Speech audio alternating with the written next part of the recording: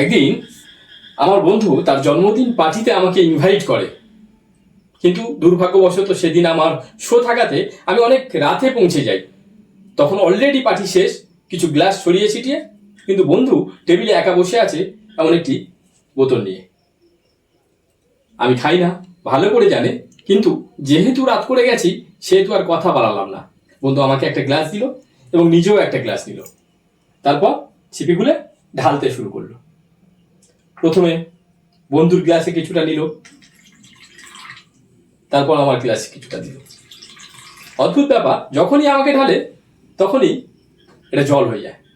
বন্ধু তার নিজের গ্লাসে আরো কিছুটা নিল, আমার গ্লাসে আবার কিছুটা দিল। বন্ধুর গ্লাসে ঢাললো, আমার গ্লাসে ঢাললো। আর যতবার ঢালছে বন্ধু অবাক হচ্ছে, কারণ প্রতিবারই জল হয়ে যাচ্ছে। যেহেতু আমি খাই না, আমিও বন্ধুকে বোঝালাম, দেখ ভাই, এগুলো স্বাস্থ্যের পক্ষে ক্ষতিকর, এগুলো না খেয়ে এগুলো ডাস্টবিনে ফেলে দেওয়া উচিত। তারপর বন্ধু নিজেরটা খেতে যাবে, আমিও তখন সেটা আমার সাথে নিয়ে নিলাম। আর তখন কি হলো, সেই জল হয়ে গেল। আপনাদেরও বলি, ওয়াইন স্বাস্থ্যের পক্ষে ক্ষতিকর, সবসময় বিশুদ্ধ পানীয় জল পান করুন।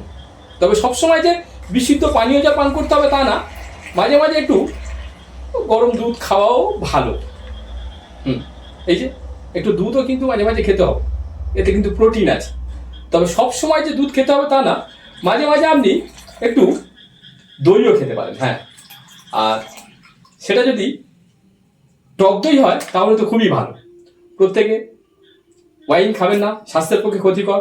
জল খাবেন, বিশুদ্ধ পানীয় জল, মাঝে মাঝে একটু দুধ আর মাঝে মাঝে একটু টক দই। ঠিক আছে, সবাই ভালো থাকবেন এবং ভালো রাখার চেষ্টা করবেন। Thank you.